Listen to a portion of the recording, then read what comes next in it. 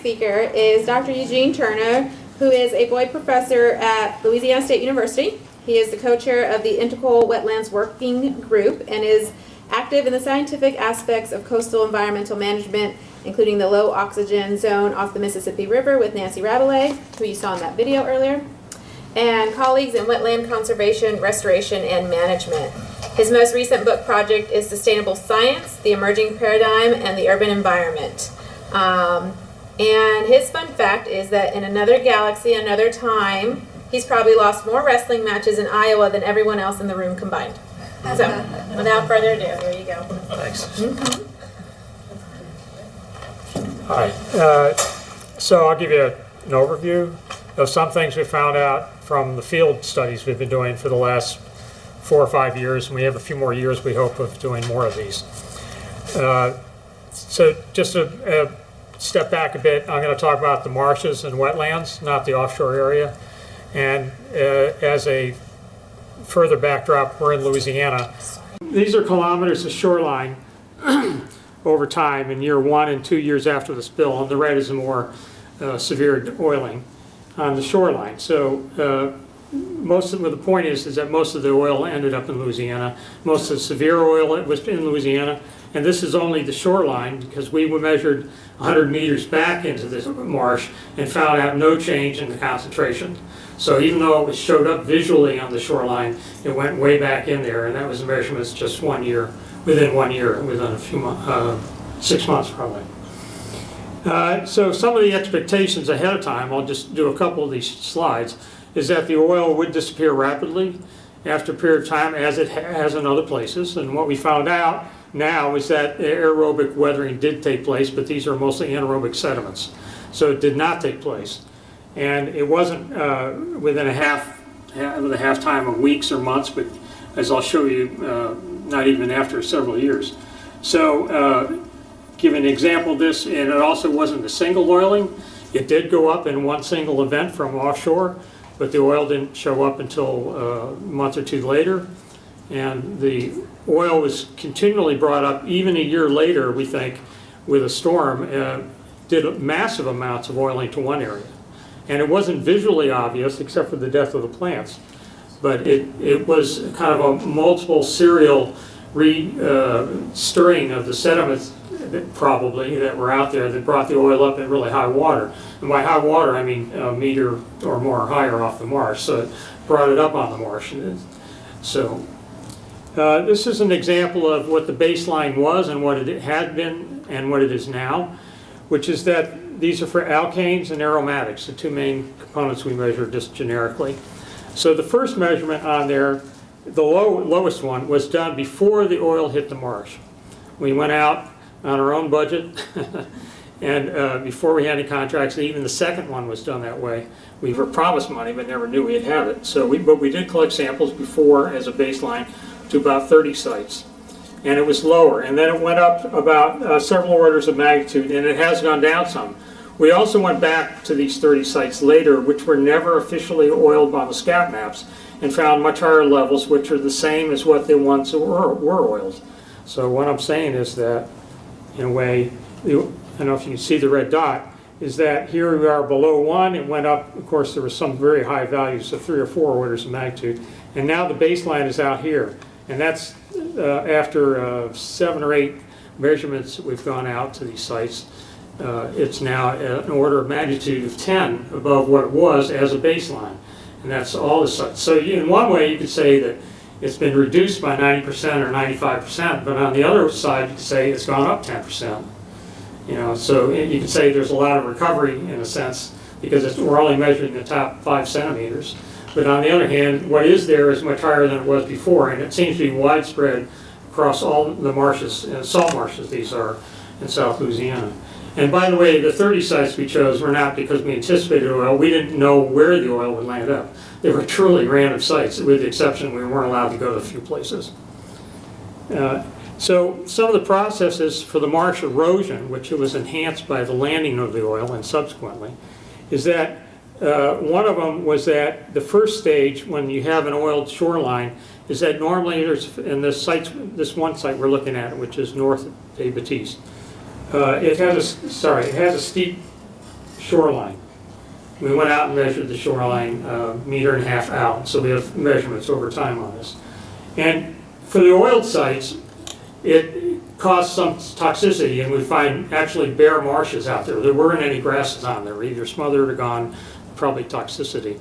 And that, in front of it, the sediments had accumulated or slumped down. It actually fell down a little bit, and then material fell out in front of it. So it was actually shallower in front of it after a period of time. Oops, sorry, golly. So that was just toxic effects and just slumping in front. The next stage, and so here's an example of distance versus whether they're oiled or bare, which is that it was shallower by about about 10 decimeters in front, because that material had accumulated in front of it, or it just had fallen down. You could find the tops of the plants, the stems on it, and it just shrunk down. So there was a collapse. The second process is that, I'm sorry, so there's a collapse. But the second process is that there was an undercut. So the first process seemed to be the full material just coming down. I wouldn't say it's one part of the vertical column or the other. But the second part was below 40 centimeters below the rooting depth. It had undercut. So the roots are holding it in place, but the under part beneath it had given away. And so you get a cantilever, and the marsh is kind of hanging out there. And after it gets over about 30 centimeters, it collapses and falls off. So that would be a second part. So we looked at, golly. So we looked at the overhang as a function of whether the sites were higher or low oiled areas to begin with. And they have come down after a period of time. So now they're basically, the oiled ones are about the same, only 5 centimeters overhang as what the regular ones are. So there is this undercut. It did collapse, and now it's, after a couple of years, it seems to have come back to some equilibrium. And so the process would be that there's this slumping in front, and then there's an undercut from beneath, and then there's an overhang that collapses down. And then now it's gradually coming back to a more even shoreline length. But within this is a larger context, was that the oil came ashore in patches. It wasn't, if you go out there, you find, within 10 meters, you find fine marsh, and then right next to it was oil. It was like, should I wear boots? Should I wear these clothes when I go out? Because we didn't know where we're sampling at, what it would be like. So it turns out that if the area had slumped this way, fallen out, it leaves an exposed promontory. And so the promontory then is subject to the wave action that's going to take place, even though it wasn't oiled. And so it becomes more vulnerable to the physical process as it tries to even out the system. And so the physical processes then have a downstream effect, you might say, in time on the erosion of the shoreline. So erosion at those promontories increases. And so then you start getting a more even shoreline again. So you get these pockets of indentations, and then the outlying piece that's hanging out there erodes away. And there's a talk about this coming later on in the meeting, and there's a great YouTube showing the whole thing on it. So another thing is that I wonder, well, how much does erode, and how fast does it go? How long is it lasting? So there's a whole bunch of islands out there, and we measured the width and the length across the island. And you could, and all the stuff here is published. Trying to stay away from subjective stuff at the moment. So we looked at, if you look at the white part in A and B up here in the corner, the islands shrank. They're shrinking in the bays anyhow. So we measured whether the islands that were oiled with booms around it, that were identified with scat, eroded faster than the ones, or slower than the ones that were natural without that. And we did that in St. Croix Sound, East and West Barataria Bay, and Terrebonne. So we had like 46 islands in the end, and we didn't, so we measured that. And as it turns out, through a period of time, the short story of this graph is that the erosion speeded up. It varies over time anyhow, but the erosion, we went back to 1982 or 86 for the baseline point, so we had really good erosion rates, over time for the controls, and we had matched controls versus oil islands before the oiling. And so they were a backseat almost analysis, if you're familiar with that. And they eroded about 2 or 3 times faster within the year or two afterwards than they did beforehand. And now they're coming back down again. And so we've only officially gone up to 1992, 92, but we have measurements after that, and it seems to have come back to some equilibrium. But the oiling did, in fact, increase the erosion along all the islands, so there should be no question about that. So the restoration expectation beforehand was that the restoration remediation would be predictably successful, and what we found out was that it wasn't restoration. We were very lucky to have any restoration, natural or otherwise. It was all, once you lost it, it's gone. We didn't get anything back. It was eroded faster. So, and erosion is forever, because the coast is basically eroding anyhow, you know, to a certain extent. So the expectations, in a way, beforehand, this applies to a lot of other things, is that we thought we knew a lot, we only need a little bit more. But we actually didn't know very much, and we still don't know much more, and we still have a lot of ignorance going on, which we should embrace, as saying we're not quite sure about what to do at times. And so we ought to be careful, as you said, about doing no harm. So the other thing is that we thought it might be a dramatic and singular event, when in fact it's continued over years, and we have other things coming out, other people do, about how long it's lasting, and it certainly is lasting 3 or 4 years.